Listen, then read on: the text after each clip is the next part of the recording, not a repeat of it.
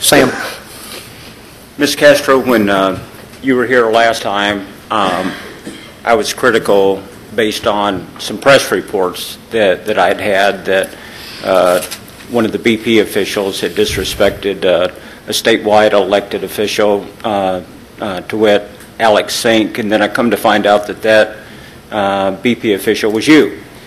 And question after question that we had for you last time, you says, well, I'm not a technical expert, I'm not a technical person, I don't know the answer to that. And really, we didn't have any more clear picture of what BP was doing after you came to visit us, and we had point-blank questions for you than the accounts that we'd already read in the local and national press.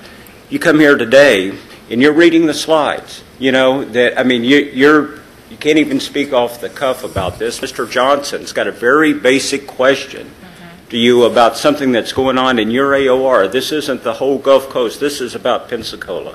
This is your area. These are the things that you ought to be knowing, and you don't know the answer to a basic question about permitting. To one of the mayor's questions, she says, I'm going to have to look up the process and procedures. That's something you ought to know. If you're going to come and address this body, you should know that.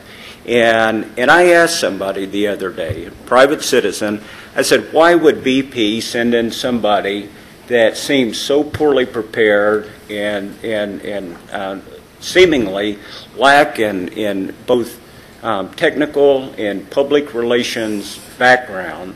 And they said, well, it's hard to beat up on a young, pretty woman. You know, if you bring in a top-level guy in a suit in here, it's real easy to get angry with them and beat up on them, but it's real hard to beat up on a young woman. And so I'm not going to beat up on you, but I do want to just say publicly that I'm very, very disappointed that BP is not taking this more seriously than they are.